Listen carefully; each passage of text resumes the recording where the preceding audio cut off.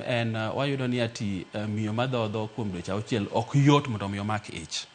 Ok awach ni ok timre. Moko timore. Nitiere cases moko ma ng'ato poa kotimore. Lakini ng'enyne kidhodho kuom dweche auchiel mokimiyo nyathi gimoro amora ibo yudo ni obro konyi e weche mag family planning. Koro ok yot mondo mi imak ich.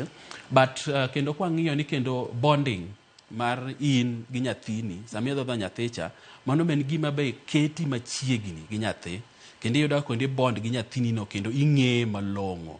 Ng'e nyathi moko idhodhi ok yot mondo ing'e, lakini sama idhodho nyathicha nitiere connection moro ma un gago ma koro miyo nyathi nendo koro ubond godo kendo malong'o.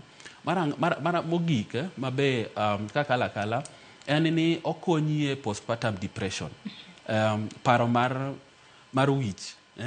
Koro miyo koro ok ibed gi paro mang'eny. Miyo madhodho kuom dweche auchiel iyudo ka pachi ler, okonyi postpartum depression kendo inyalo bet maber. Kwaduoko e gima konyo jo family, sama nyathi ok tuore cha, nyiso ni kata pesa monego be nutiyo godo e hospital unyalo konyoru godo e weche mamoko.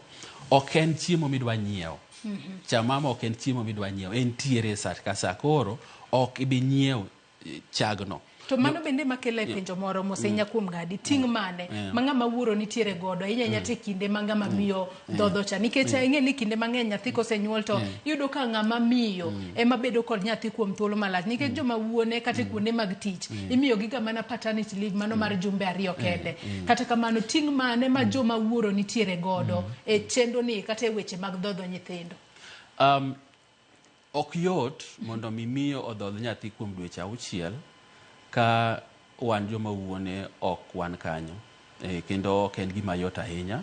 Kendo kata kwa wuoyo gi joma wuone, gin ema gimiyo gini timore. Koro gin gi ting' maduong' moloyo. Mokwongo en nyaka ibed ni ati in kanyo ka iwuoyo gi miyo. Encourage ni ati dhodho nyathini en gima ber.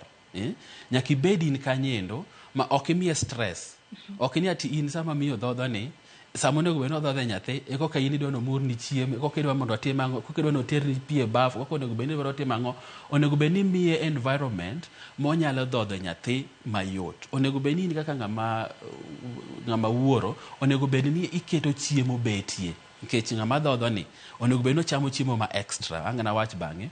Onego bed ni i make sure ni chiemo ni onego bed ni nitiere. Onego bed ni in iwuon ikonye.